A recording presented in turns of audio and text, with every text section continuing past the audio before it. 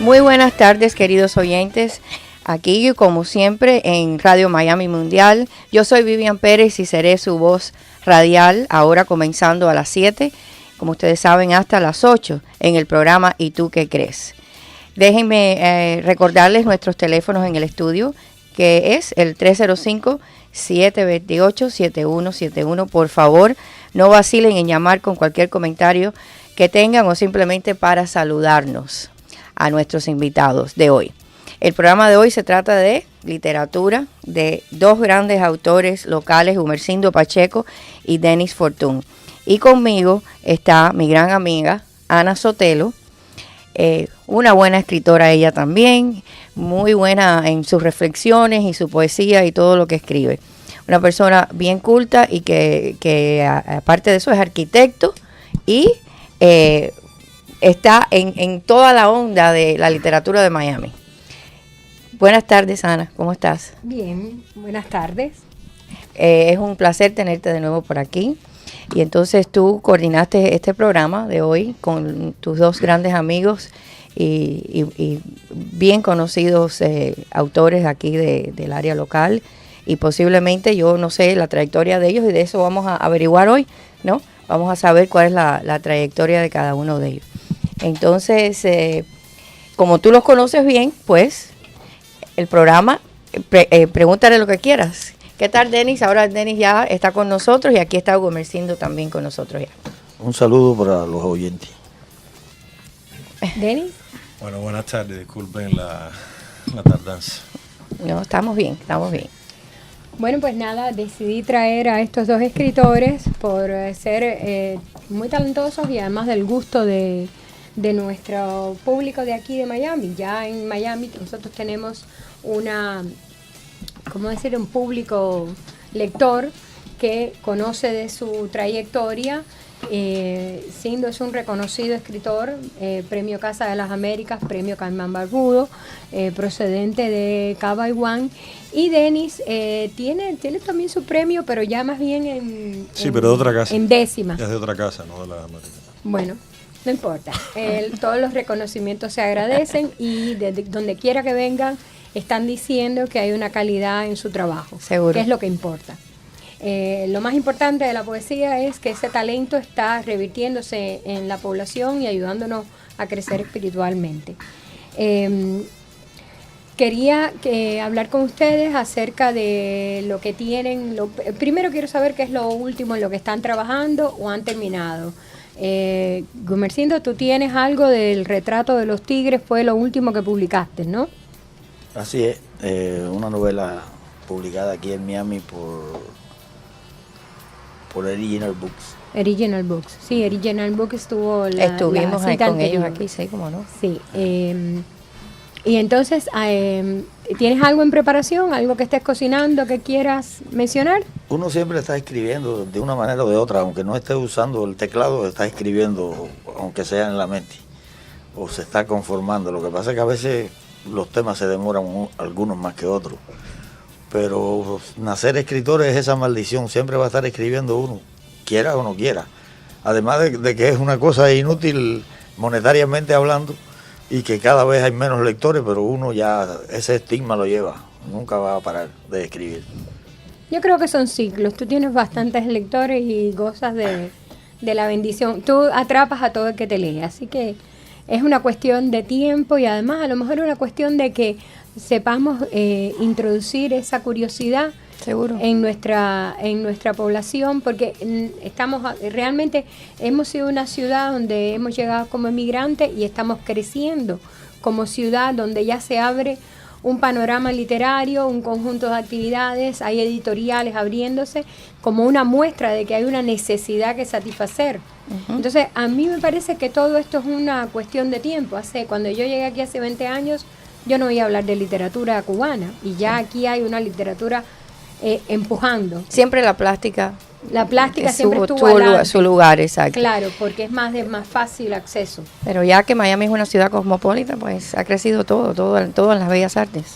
Es tener un poquito de paciencia. Sí, porque la plástica es un arte visual. Uh-huh. No hace falta traducción ni lenguaje. El lenguaje es la misma plástica. Nosotros trabajamos con las palabras, imagínate. el acceso o la entrada al mercado americano es muy difícil. Y los hispanos en los Estados Unidos, siendo, yo creo que es el segundo o tercer país que más hispanos tiene en el mundo, los Estados Unidos. Sin embargo, los hispanos que estamos aquí somos gente, mayormente son mexicanos, gente pobre que lee muy poco. No se puede hablar en sentido de lectura y del nivel de la promoción de los libros de Estados Unidos. No se puede comparar con un país pequeño como Santo Domingo, por ejemplo. Bueno, yo creo que es que en ese sentido tenemos que hacer un trabajo más duro y ser más persistentes, porque en la vida real la gente lo consume lo que le dan, y si le das bueno, consumen bueno. Es una cuestión de insistir en el mercado, insistir en la difusión. Por ejemplo, yo tengo entendido que en uno de tus libros fue llevado al School Board y estuviste dando charla a esos muchachos. Esos muchachos, cuando en un futuro vean un volumen tuyo, claro, se van a acordar. Van a acordarse, sí, y van a leer. Y además, le va a pasar lo que nos pasa a todos, que cuando leemos algo tuyo queremos más. Así que yo creo que esto es un camino que recién se está abriendo, y como bien dice el dicho, nunca es más oscuro que un instante antes de amanecer. Uh-huh. Creo que estamos en ese instante de la literatura, y por eso todo lo que se haga es poco. Hay que ser desprejuiciado, abierto y pensar grande para imponer algo que es una necesidad del espíritu de cualquier pueblo. Así que a mí me parece que es una cuestión de tiempo, que logremos que esto suceda. Denny, ¿qué tienes tú en las cazuelas? Chica, además de Mondragones, en este momento acabo de terminar una novela que llevaba ya 13 años escribiéndola, estoy en el proceso de revisión. Es una novela que en un inicio empezó como una suerte de catarsis, una palabra que es un término que uso bastante porque realmente la literatura a veces se nutre mucho de ella. Y lo que empezó con un corte de necesidad existencialista ha terminado en un divertimento que me gusta mucho. Y la novela pues tiene varias zonas, y una de ellas que puede ser en ocasiones preponderante es el sexo, y creo que tengo en este momento una novela erótica. Lo que empecé a escribir de una manera, pues se ha hecho de otra. Una vez conversaba yo casualmente con Humercindo en su casa, que se pasa muy bien ahí en el patio de él, sobre todo cuando él compra la cerveza. Y hablábamos de los personajes. Tú los creas, tú le das vida, y sin embargo ellos llega un momento que no agradecen a ese padre putativo, por llamarlo de algún modo, que les da vida, y ya se empiezan a hacer lo que les da la gana. Esto, en un momento yo pensaba que era un poco manido, traído por los pelos, pero definitivamente lo es. Yo siempre he escrito cuentos cortos y poesía. Esta es mi segunda novela inédita. Tengo una anterior que se llama Cueros Contemporáneos, que es la etapa esta de cuando yo estaba en Cuba, que salí de Cuba. Pero cuando llegué a Miami yo como que intuí algo, ¿no? Algo que me vino así por sí solo, no fue una cosa ni siquiera que calculé. Es decir, me gusta escribir desde el lugar donde estoy. Ya Cuba la dejé atrás, Cuba no, no voy a dejar de ser cubano, siempre lo seré. Pero el tema cubano como que ya no me es preponderante en la literatura que hago. Y lo que me lleva a escribir es lo que tengo alrededor. Y alrededor mío está Miami, está las cosas que suceden. En este caso la novela se desarrolla en un edificio en Coral Gables, se llama 324 Mendoza. Y el protagonista precisamente es el edificio, sus habitantes, las cosas que suceden, las cosas en particular que le suceden a este personaje, que cuenta un mendrugo de su vida y el resto de la vida que le acontece a las demás personas. Es una novela corta, no muy extensa, pero sí la he disfrutado muchísimo luego de terminarla, y entonces ahora estoy en este proceso, como decía Hemingway, que no puedo citar la palabra exacta aquí porque es un poco escatológica, que es esperar que el excremento tú lo puedas detectar, salga lo que tenga que salir y quede lo que tenga que quedarse. Entonces estoy en ese proceso de depuración, exprimiéndola. Exprimiéndola. Okay. Pero bueno, Gumersindo decía una cosa muy interesante, que es que uno siempre está escribiendo. Yo tengo la teoría de que las personas a veces traen uno o varios cuentos o varias historias con ellos. que están terminándose de reelaborar y le faltan piezas, le faltan pinceladas, incluso le faltan vivencias a la que el escritor tiene que llegar para que se pueda concluir y completar, y ese es el momento en que está listo para escribir. Mira, el escritor, coincido de alguna manera con Gumersindo, uno no deja, yo tengo un postulado en esto que es un poco parafraseando Bukowski, ¿no? El escritor es que escritor mientras estás escribiendo. Luego tú tienes que hacer innumerables cosas en tu vida que te alejan mucho de ser un escritor. Y más en el caso nuestro, que uno tiene que vivir, tener otro tipo de actividades que te generen ingresos para poder vivir. En el caso de las historias, tú sí siempre las tienes contigo, y es la parte donde coincido con Gumersindo completamente, que tú no paras de hacerlo, y tú ves una historia en cada cosa, y cada evento, cada cosa, por mínima que sea, te puede ofrecer eso.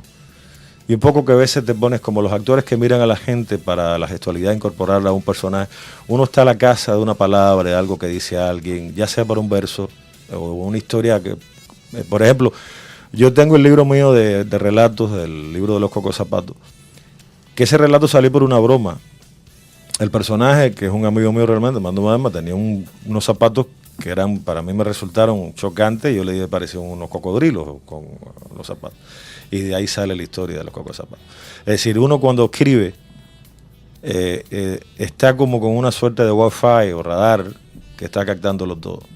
Y después tú incluso haces anotaciones. Yo me he despertado de madrugada y he tenido que anotar. Ya no tanto, pero en una época yo anotaba cosas que...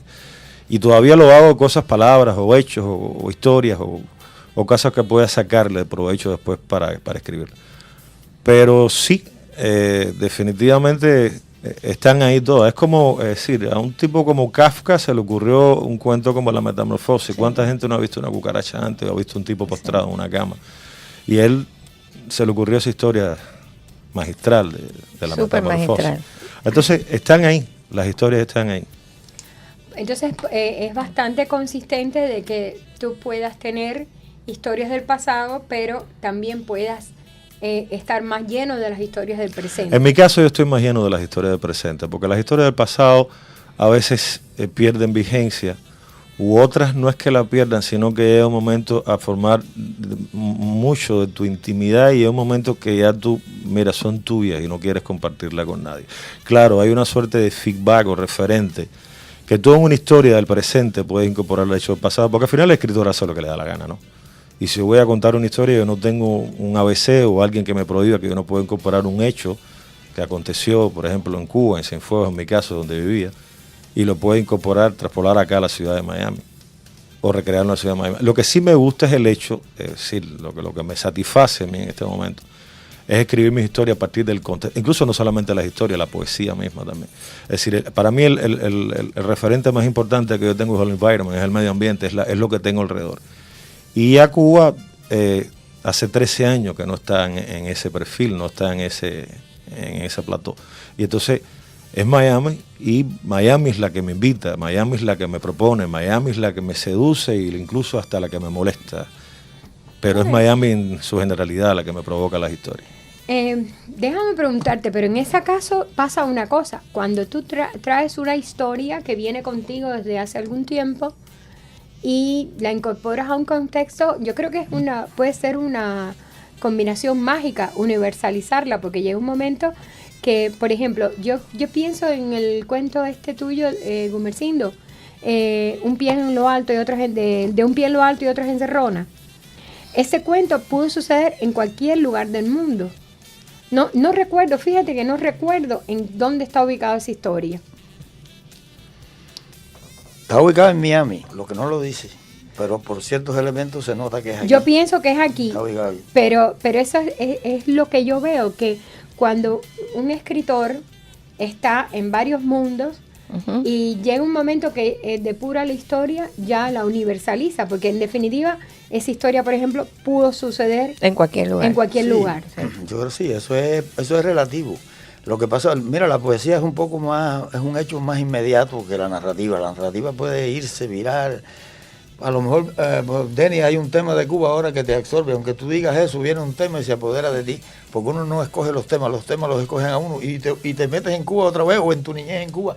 Sabe Dios por dónde viene uno. Tú sabes, por ejemplo, la esclavitud, ¿desde cuándo pasó la esclavitud? Sin embargo, uno sigue leyendo a Mark Twain y sigue leyendo al esclavo Jim luchando por su libertad por todo el río Mississippi. Si no, la gente dice, ¿para qué voy a leer un libro de la esclavitud si eso pasó hace 700 años? Y si pasa algo actual con Cuba, pues entonces... Sí, pero mira, yo te digo una cosa. En mi caso, a mí el bebedero inmediato es el lugar. Lo que pasa es que hay mucha literatura. El lugar donde vives. Y además hay un punto, la literatura cubana está muy permeada de zonas de las que yo no quiero participar definitivamente. No me interesa.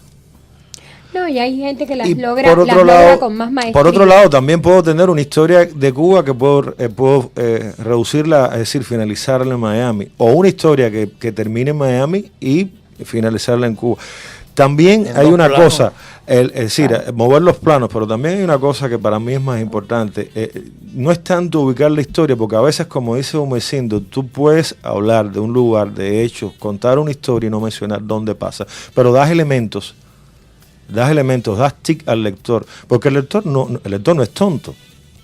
Tú no tienes que esforzarte por tampoco decirle al lector dónde está pasando. Es decir, tú le cuentas una historia y el lector asume, detecta el lugar, porque de alguna manera muy subliminal tú se lo estás diciendo.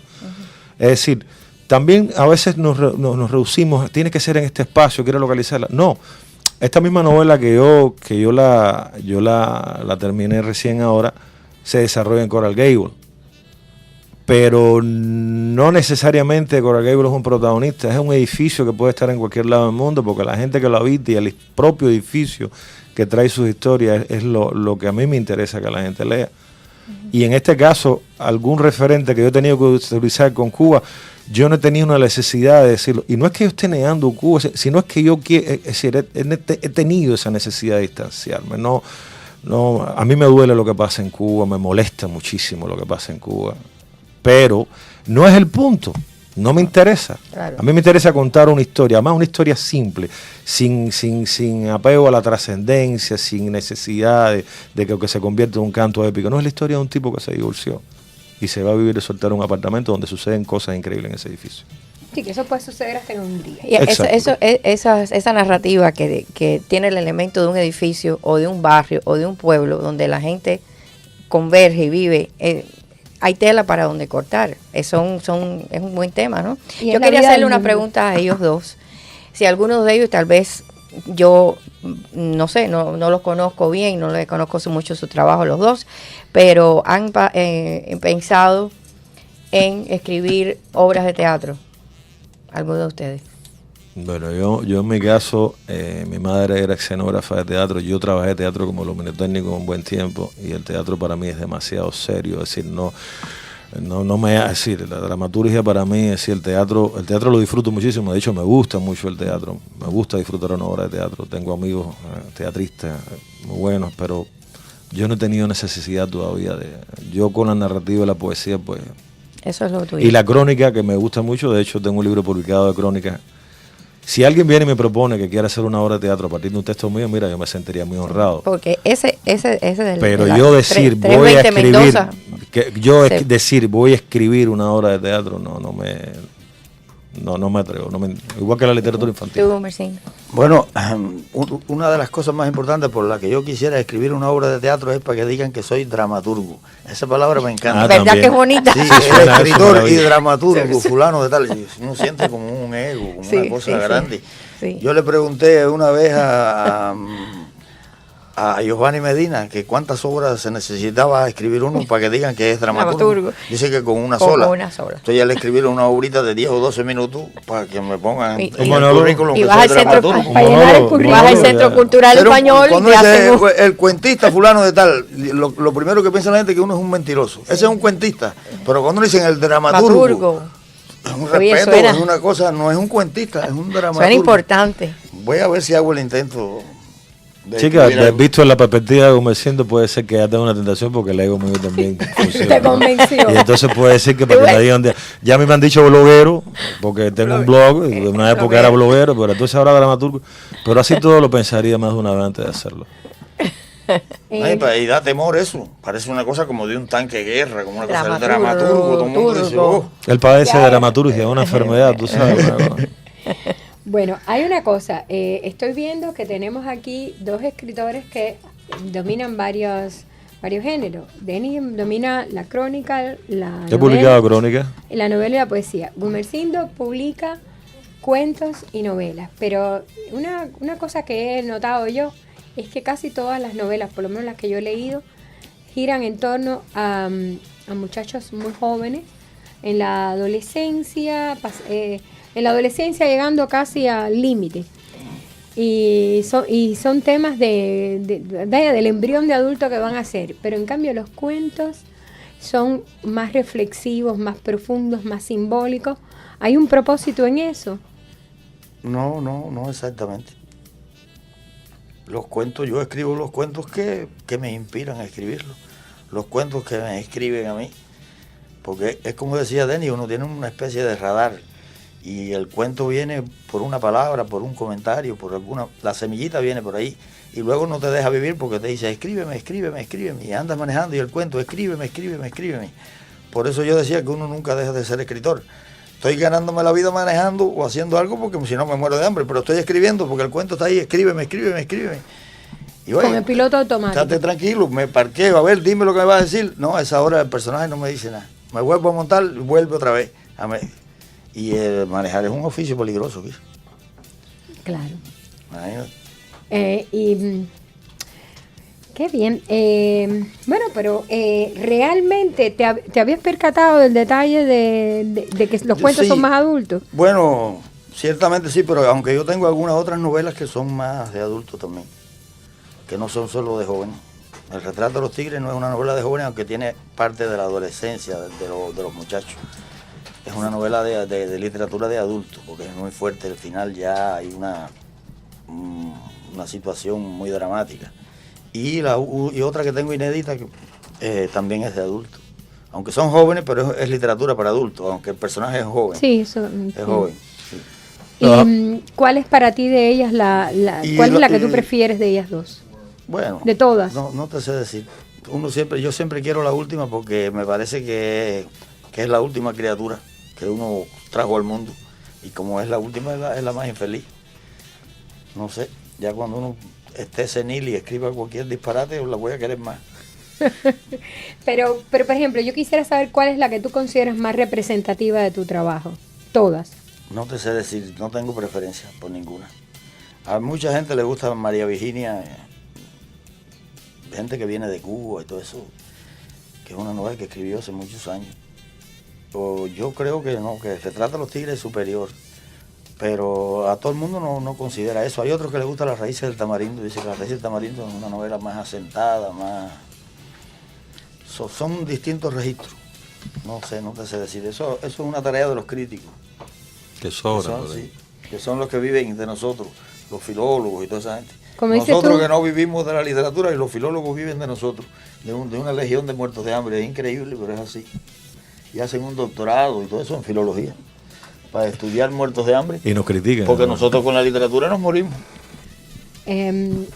Bueno, yo creo que en ese aspecto, y perdonen que les discrepe, aquí no hay mucha labor de crítico en Miami. No, yo no me refiero a crítico. Sí, pero yo no me refiero a crítico serio. No es solo para criticar, la crítica también es para ponderar y darle. Sí, pero yo no me refiero a la crítica, sino a los filólogos. Allá hay una carrera que se estudia, una licenciatura, después tienen una maestría, después un doctorado. ¿Y de quién vive? Si no hubiera escritores, no hubiera filólogos.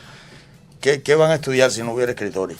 Pero somos unos muertos de hambre con el oficio, nuestro oficio. Pero eso es típico de todas las bellas artes, sobre todo aquí en Miami, que todavía tenemos, somos muy Por ejemplo, un carpintero no tiene una carrera que estudien cómo carpintean ellos. Sin embargo, el carpintero vive de su carpintería. Sí, es también artista, pero nosotros no vivimos. Pero a los plásticos y a los músicos les pasa igual, igual que a los autores. Pero no hay una carrera, historia del arte, por ejemplo, que es la otra licenciatura, estudia varias carreras. Nosotros tenemos una licenciatura para nosotros nada más. Filología es para los escritores nada más. En historia del arte se incluye la música, el cine, la pintura. El arte general.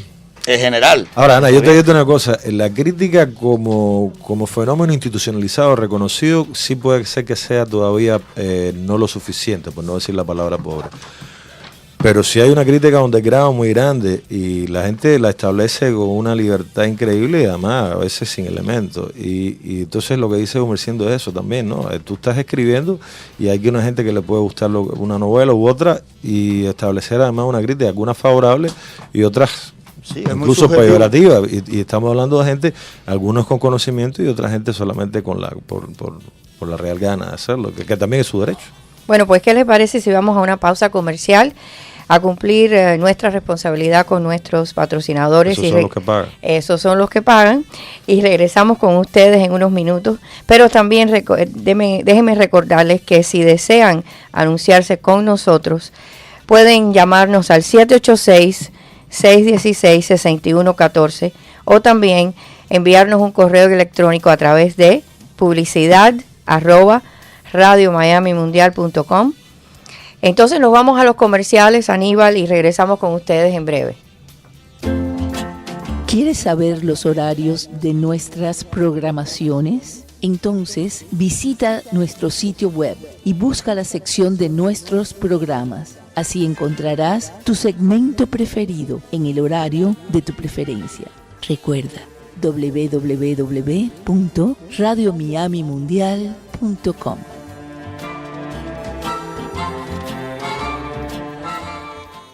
La vida nos trae situaciones difíciles diariamente, pero todo pasa. Y cuando los momentos inesperados de la vida llegan, ¿con quién hablamos? Nosotros tenemos la persona. Armando Telles, de Telles Miami.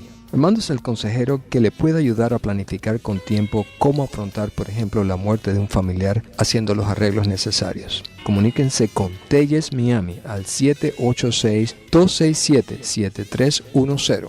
786-267-7310. No dejen para mañana lo que es necesario hacer hoy. Lo mejor de la comida cubana lo encuentra usted en el Caribe Restaurant, antiguo Islas Canarias. Y ahora ofreciéndole a nuestros retirados mayores de 50 años un menú especial de menos de $7 entre las 3 y 7 de la noche. Bebidas no incluidas. Abiertos para desayuno, almuerzo y comida diariamente. Díganle que ustedes lo escucharon con el Príncipe de la Noche. Caribe Restaurant, antiguo Islas Canarias, 285 Northwest 27 Avenida, 305-649-0440, 305-649-0440. Caribe Restaurant. ¿A quién puede pedir ayuda cuando usted o un ser querido caen gravemente enfermos? Hola, yo soy Norma Trabanco, representante de Vitas Healthcare. Desde 1980 nosotros hemos cuidado a más de 1 millón de pacientes. Nuestra experiencia proviene de cuidar a cada paciente de una manera individual, que nuestro cuidado médico extiende trayendo amor y dignidad a la persona que sufre. El nombre de Vitas viene de la palabra en latín vida, y esa es nuestra meta: mejorar la calidad de vida de nuestros pacientes, ayudando a la familia a afrontar las dificultades que puede traernos los efectos de una enfermedad terminal. Llámenos. Vitas Healthcare, con el teléfono 1-800-938-4827. 1-800-938-4827. Llegan momentos en la vida cuando tenemos que enfrentar una separación conyugal, un divorcio. Desde ese momento comienzan los problemas de manutención de los menores, si tenemos hijos, custodias y distribución de bienes. También puede existir situaciones en las que un padre biológico no puede reclamar su paternidad, ya que la pareja no está legalmente casada. El padre tiene que reclamar este derecho y para eso necesita un abogado que rectifique y resuelva estos dilemas. Les presento al abogado Odalis Sánchez Elkins, experta en leyes de familia. La doctora Sánchez Elkins los guiará a través del proceso para poder establecer sus derechos y concluir estos momentos difíciles en la vida. Oficinas legales de la doctora Sánchez Elkins, 1250 Southwest 27 Avenida, Suite 403. Teléfono 305-819-8090. 305-819-8090.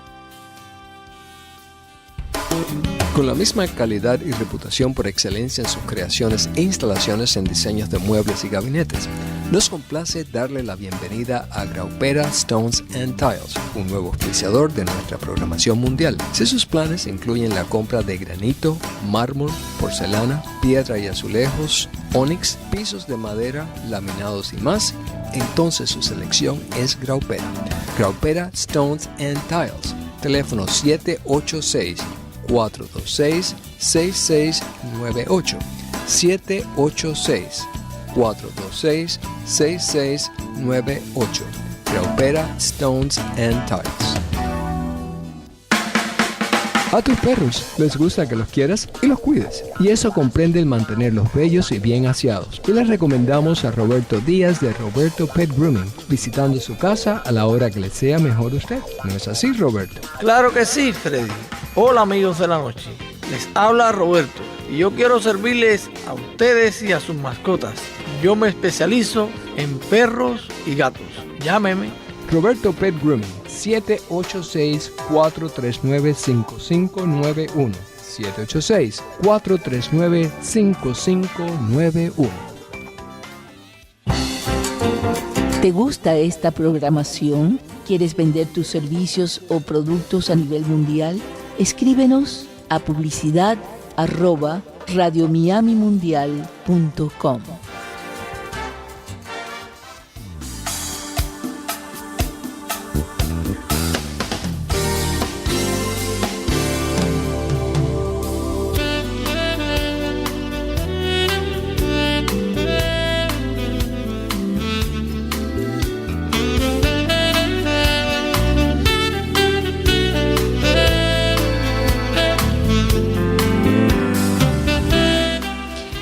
Bueno, pues amigos oyentes, ya estamos de regreso con ustedes para continuar este segmento de este programa ¿Y tú qué crees? Hoy con Ana Sotelo, que trajo a Gumersindo Pacheco y a Dennis Fortune, grandes autores de aquí del patio.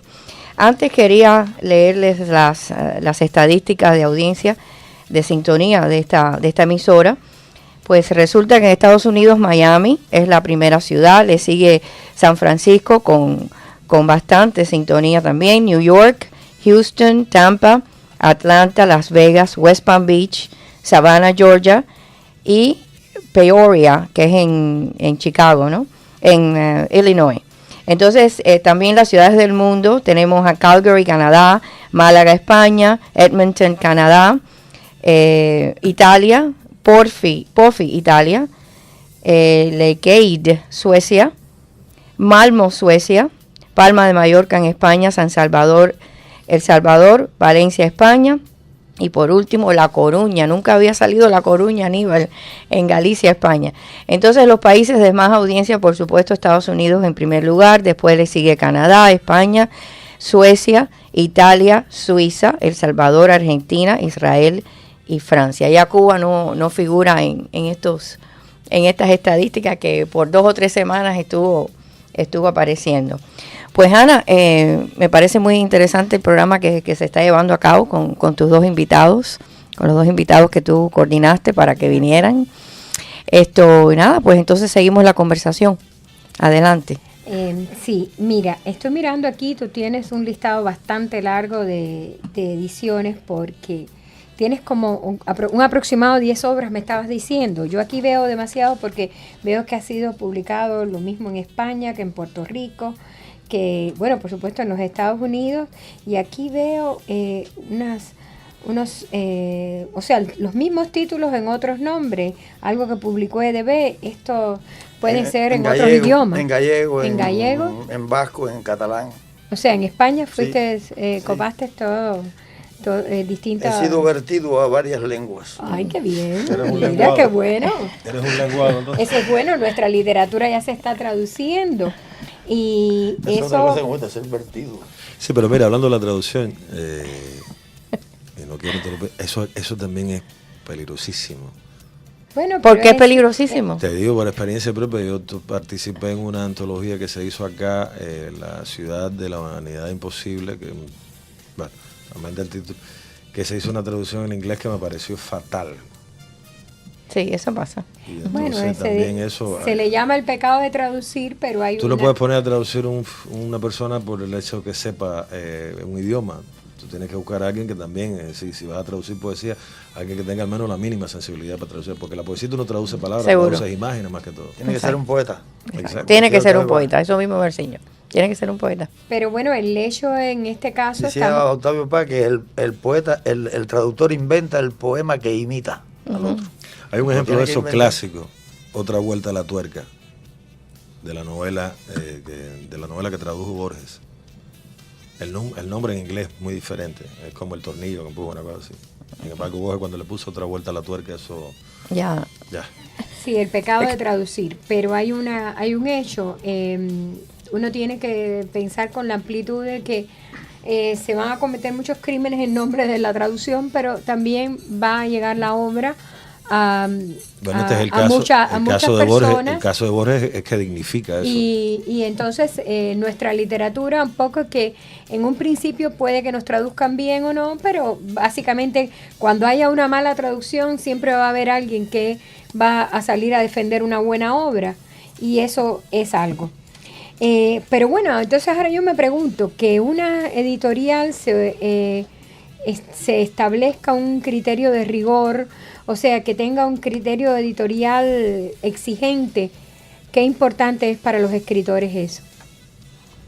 Bueno, una editorial representa a los escritores y los escritores representan a las editoriales también. Es una interacción mutua de mutuo beneficio o mutuo prejuicio. Mientras mejor es la editorial, va a buscar escritores que tengan un nivel de calidad. Y mientras los escritores por su parte van a buscar una editorial que haga una edición de rigor, que edite bien, que el libro sea presentable, porque va a preferir esas editoriales a las otras. Es una cosa de mutua conveniencia. Sí, eso es importante. ¿Nos puedes contar un poquito más del retrato de los tigres? Nos quedamos con un poco de curiosidad. Retrato de los tigres es una novela ambientada en Cuba, que comienza en los años 60, un grupo de muchachos que formaban parte de un equipo de béisbol, los Tigres, por eso se llama Retrato de los Tigres. Y en la medida en que van creciendo, llega la adolescencia y empiezan a chocar con la realidad idílica aquella en que ellos estaban viviendo, y es un grupo muy rebelde, y empiezan a tener problemas en la escuela, después con las leyes, en el servicio militar, en las prisiones. La novela termina en 1980 cuando el equipo Los Tigres se desintegra. Una parte se queda en Cuba en una situación de rebeldía, otra parte se va a Angola a la guerra y otra parte viene por el Mariel. Y ahí se acaban Los Tigres porque ya no eran Los Tigres. Y al final se da cuenta uno que el que está contando la novela es uno de los que fue a Angola y está contada desde la muerte. Por eso es que puede saber lo que le pasó a todo el mundo y ser un narrador omnisciente y al mismo tiempo personaje de todos a la vez. Interesante. Yo recuerdo algunos pasajes de esa novela donde el humor está dado desde la base de las desgracias simpáticas de las peripecias, que siempre son todas las dificultades que tienen que atravesar ellos. Y los personajes sufren, pero sufren de una manera muy simpática. Es un poquito chaplinesco, un poquito... ¿Te sientes influenciado por esa...? No, hay gente siempre que les hace reír esas cosas. Quizás sea el modo mío de contarlo. No sé, no te puedo explicar a qué obedece eso, pero siempre he tratado de escribir cosas que hagan llorar a la gente, y cuando leo algo que supongo que va a hacer llorar a la gente, todo el mundo empieza a reírse. Eso me tiene muy desconcertado también a mí. Bueno, es una manera muy amena, además. Porque para mí es una tragedia lo que le pasa al personaje, y todo el mundo empieza a reírse a la mandíbula batiente. Y yo estoy leyendo eso y yo estoy muy, muy triste, ¿no? Y todo el mundo riéndose de esa desgracia de una persona o de un personaje al cual quiero. Bueno, como escucha o como lector te puedo decir que uno siente las dos emociones, porque realmente el personaje lo cuenta de una manera muy simpática, pero todo el mundo se está dando cuenta de la profunda tragedia que está viviendo. que son la complicación de situaciones simples de la vida que se vuelven tremendamente difíciles para los personajes. Entonces ese es el retrato de los tigres. ¿Y nos puedes adelantar algo de lo que estás escribiendo la nueva? Bueno, yo estoy igual que Denis, terminé una novela también hace 2 o 3 años y no la he publicado todavía porque yo vuelvo mucho sobre las obras. Hasta que no me convenzo o hasta que no la odio ya no la publico. Mientras yo la quiera todavía yo vuelvo sobre ella y la sigo corrigiendo. Entonces cuando la odias es cuando la publicas. Sí, ya no la soporto. Sí, ya, entonces tienes la publico. que darle camino. Sí, tengo que salir de eso porque ya me hace daño leerla. Cuando te moleste el libro, yo creo que es cuando está listo. Y entonces estoy ahí, ya me está molestando bastante, pero no lo suficiente como para publicarla. Pero ya me está cayendo muy mal. ¿Qué cosa? Porque es que todos los artistas coinciden en eso, ¿no? No, pero es algo curioso, que ahora que Gumercito lo menciona es muy cierto. Te lo digo, por ejemplo, el año pasado yo publiqué con Neocló Press un poemario y ya el poemario estuvo listo cuando ya me estaba molestando, cuando yo quería deshacerme de él. Ya me molestaba leerlo, revisarlo. Y hay un momento que dije, ya esto, ya está. Ya se cocinó. Ya. Cuando te molesta, ya que no es tuyo, además yo tengo al menos la tesis, ¿no? De que el libro cuando se publica ya no me pertenece, no regreso a él más. Ya a la vez que está impreso ya dejó de ser mío. Exacto. El libro que es mío es el que estoy escribiendo, que estoy trabajando, que estoy preparando. Como dice Gumersindo, que uno vuelve y vuelve y vuelve y vuelve.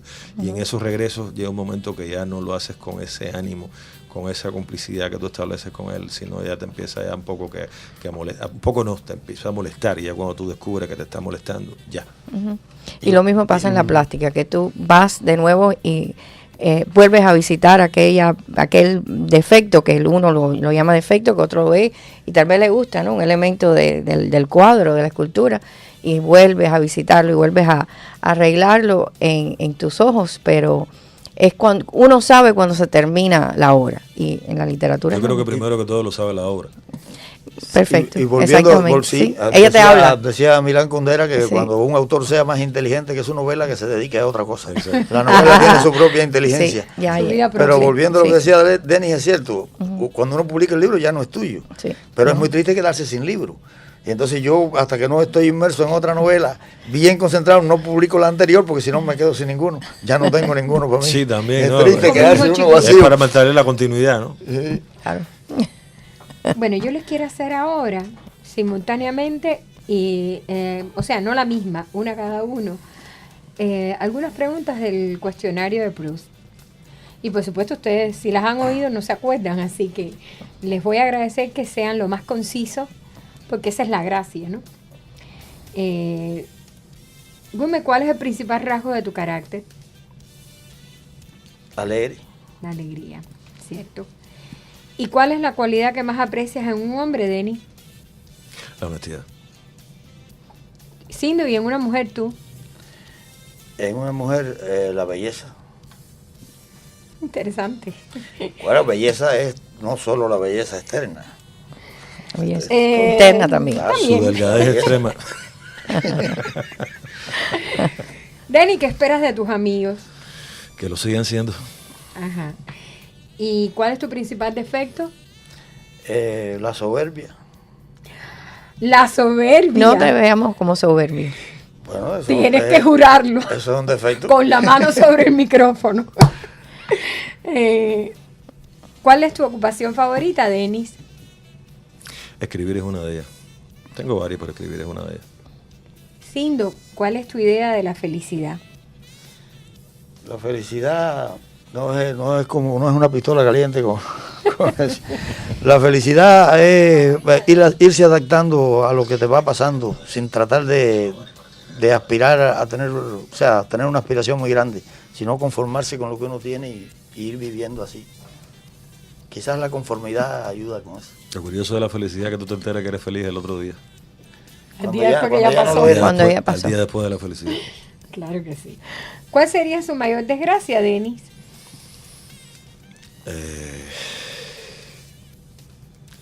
Hay tantas, decir, esa pregunta me tomó de sorpresa, no me la esperaba, pero mi mayor desgracia podría ser, no sé, no vivir a plenitud. Sí, eso sería una gran desgracia. Y si no fueras escritor, ¿qué te gustaría ser? Me gustaría Ya sabemos ser- que es dramaturgo, pero bueno. No, si no fuera escritor, sufriera menos. Fuera carpintero, por ejemplo. Viviría de mi carpintería y de mis maderas. Y no tendría un filólogo que estudie cómo combino las vetas de las maderas y cómo hago las combinaciones ni nada, pero me dará suficiente dinero para vivir de mi oficio. Sí, eso es verdad. Sí. Denis, y si no vivieras en los Estados Unidos, ¿en qué país te gustaría vivir? En los Estados Unidos. De nuevo. En ¿Y eso tú, soy Sindo? categórico. Si no viviera en los Estados Unidos, me gustaría vivir en Cuba con lo que tengo en los Estados Unidos. Ay, eso pasa. ¿Cuál es tu color favorito? Amarillo. ¿Y el tuyo, Denis? Azul. Buena combinación. ¿Qué flor te gusta más, Sindo? El girasol. ¿Y qué pájaro prefieres, Denis? ¿Qué ave? El que no me cae encima. Ay, Dios mío. Sindo, ¿cuáles son tus autores favoritos en prosa? En prosa hay varios. Está Mark Twain, está Rulfo, Juan Rulfo. En el cuento está Guy de Maupassant, No pasan. Chejo. En la novela García Márquez, Saramago, José Saramago. Y el Quijote, por supuesto, Cervantes como la número uno Nos conta. de la novelista.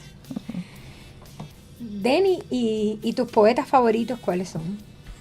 Chica Apollinaire es uno de los poetas que más a mí me ha gustado siempre.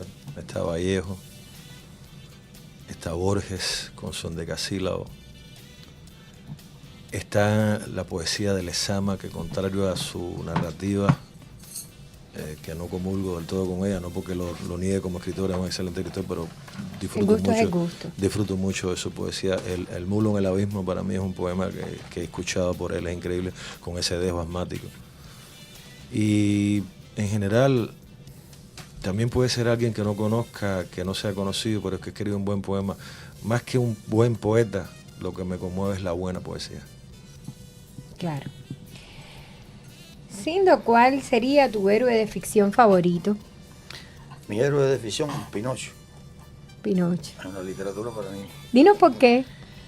Porque es sincero, es mentiroso, es sincero. Me gusta también mucho el Peter Pan. En la literatura infantil. Que nunca crece. Peter Pan me parece grandioso. Sí. Grandioso por su sinceridad. Es egoísta, tiene montones de defectos, pero es feliz, es como es. Es lo que es. Y sí, es muy auténtico.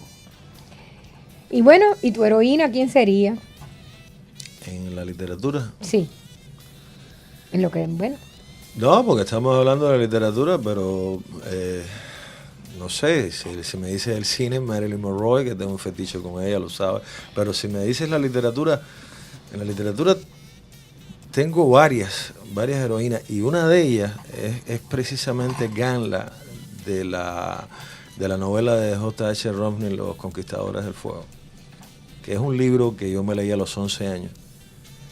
Y lo único que me vino después de leerlo fue decir, yo quisiera escribir alguna vez algo así. Todavía no lo he conseguido, por supuesto, pero sí fue algo que de alguna manera fue un detonante, ¿no? Ganla, aquella mujer prehistórica lidiando con mamuses y con la conquista del fuego. No pensaba en eso.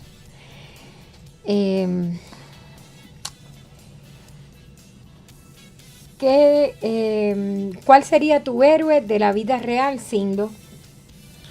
Gandhi. ¿Gandhi? ¿Y el tuyo, Denis? El mío podría ser Barry White, podría ser, no sé. No tengo ningún héroe. No eres muy atoso. No, es que para mí el heroísmo, además del hombre, está en el momento. No sé, mira, ahora mismo mi héroe puede ser este español en Inglaterra que fue capaz de defender a una muchacha y lo mataron. Estos fundamentalistas locos, no sé. Sí, esas cosas. Los héroes están ahí todos los días. Así Todo que, el tiempo, es verdad. Así es. Sindo, ¿qué hábito ajeno no soportas? La mentira. Sí. ¿Y qué es lo que más detestas tú, Denny? La mentira también. ¿Cuál es la figura histórica que más incómodo te hace sentir, Sindo? No sé en qué sentido, ¿cómo incómodo? Sí, ¿cuál es la figura histórica que más te molesta, que más detestas? La figura histórica. Qué sé yo, un dictador, un asesino. Bueno, Un cantante, un reggaetonero. Te voy a decir de las figuras históricas. Bueno, hay muchos, pues desde Stalin hasta Hitler hay un montón de gente de los cuales yo detesto por lo que hicieron, es difícil por la los crímenes elección. que cometieron. Sí.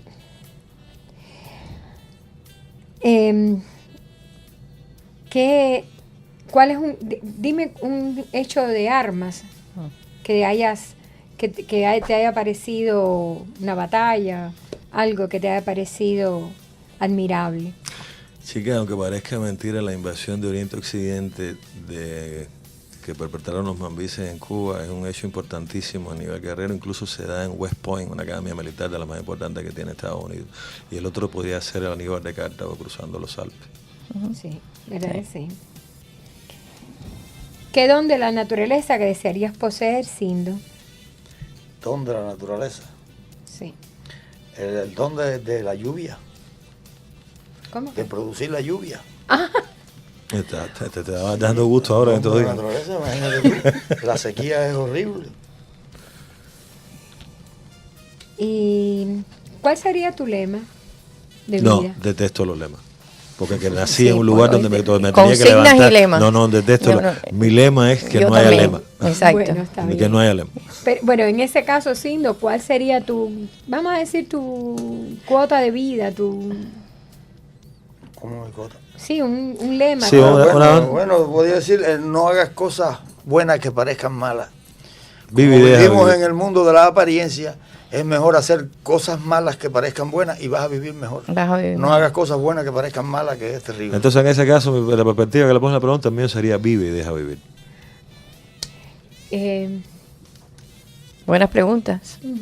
Bueno, son de Proust. De Proust.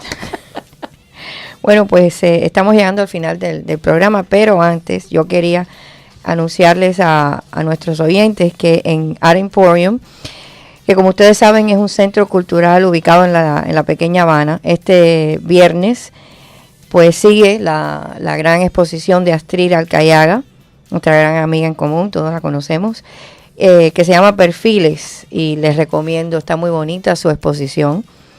Y allí va a estar ella con un grupo de amigos a partir de las 8 de la noche, mañana viernes. El sábado va a haber un grupo y ese grupo va a ser de argentinos, excepto que Alcides Herrera. El gran Alcides. El gran Alcides, rockero, poeta y un showman, total y absolutamente él solo, pues va a estar presente también con Manu, un gran cantante y músico argentino, y va a estar Mónica Salguero también acompañándolo. Se llama ese evento se llama 33 besos al aire, y va a estar bien animado porque también va a estar Olver Vargas animando el programa. Entonces, Ana, ¿quieres decir algo para despedir a nuestros invitados de hoy? No, me gustaría, si ellos quieren decir dónde están sus libros, sí, dónde pueden encontrar su literatura. Bueno, yo creo que tú estás en Amazon y pienso que tú también. Sí, también está en Amazon. Ambos están en Amazon. Sí, en Amazon se pueden encontrar los libros, tanto Amazon. de Denis como mío, pero como Sindo Pacheco, no como el Sindo. Sindo Pacheco. Sí, que es como todos te conocemos en realidad. La literatura. O sea, Sindo Pacheco y Denis Fortún. Varios títulos. Yo estuve en un programa de televisión, Pensé que era La mirada indiscreta, Ajá. y llevé los libros Sí. míos para allí. Se presentó un teleplay que se hizo de la televisión de una novela mía, un año, y él puso los libros en cámara y yo pensé que iba a reventar a Amazon. Vendí 3 libros y 2 los compraste tú, que me lo dijiste. El otro, yo un solo libro vendí. Eso No va tengo a mucha esperanza con eso, pero bueno, los invito a que lo compren. Claro. Gracias. Ahí están. Pues ahí están disponibles. Bueno, pues quiero darles una vez más las gracias por la sintonía y recordarles que regresamos el próximo martes para compartir con ustedes otro segmento como este de ¿Tú qué crees?, con otros invitados que ya serán anunciados. Mientras tanto, nos dejamos con nuestro próximo programa llamado Nuestras Culturas. Gracias y hasta entonces. ¿Quieres anunciar tu negocio a través del mundo? Entonces escríbenos a publicidad@radiomiamimundial.com.